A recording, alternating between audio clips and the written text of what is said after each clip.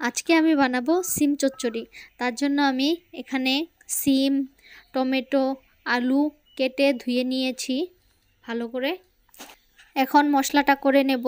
এখানে আমি নিয়েছি পেঁয়াজ, তারপর কাঁচা লঙ্কা, অল্প পরিমাণ কাশ্মীরি লঙ্কার গুঁড়ো, জিরে গুঁড়ো দিয়ে পেস্ট করে নেব। আর লাগবে সর্ষে। সর্ষেটা আমি পাটায় বেটে নেব। আমি একবারে বেটে নিয়েছি, দেখতেই পাচ্ছ। এদিকে কড়াই বসিয়ে দিয়েছি। তেলটা গরম হয়ে গেলে এখানে আমি দিয়ে দিলাম জিরে,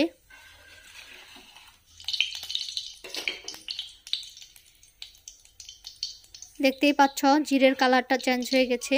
এখন দিয়ে দেব সবজিগুলো। এখন ভালো করে নেড়ে চেড়ে দেব।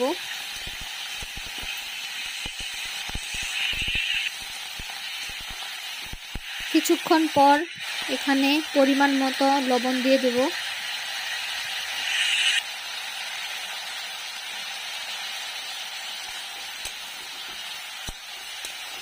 ভালো করে নাড়িয়ে নিয়ে এখানে দিয়ে দেব হলুদের গুঁড়ো,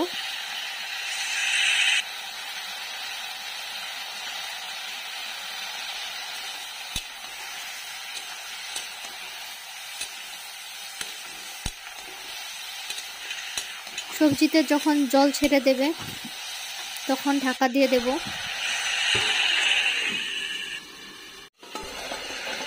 কিছুক্ষণ পর ঢাকনাটা সরিয়ে ভালো করে নেড়ে চেড়ে দিয়ে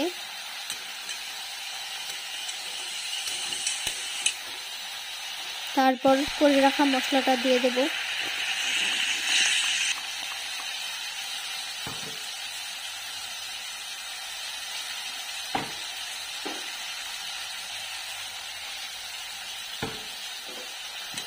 এখন ভালো করে নাড়াচাড়া দিয়ে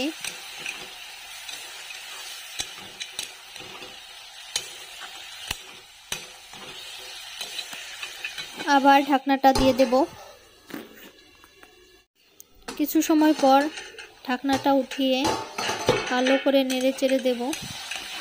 দেখতেই পাচ্ছ মশলাটা কিন্তু লেগে ধরেছে। খুন্তি দিয়ে মশলাটাকে এভাবে উঠিয়ে দেব। এখন ভালো করে ভেজে নেব। তারপর এখানে দিয়ে দেব জল। দেখতেই পাচ্ছ জলটা কিন্তু শুকিয়ে গেছে আর সিমগুলোও সিদ্ধ হয়ে গেছে। তারপর এখানে আমি দিয়ে দেব বেটে রাখা সর্ষে,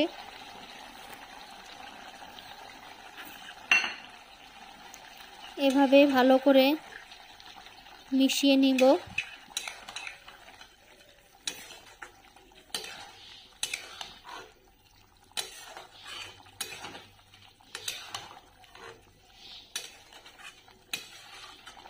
বেশি সময় রাখা যাবে না, না হলে তেতো হয়ে যাবে। এদিকে হয়ে গেছে আমার সিম চচ্চড়ি। এখন নামিয়ে নেব।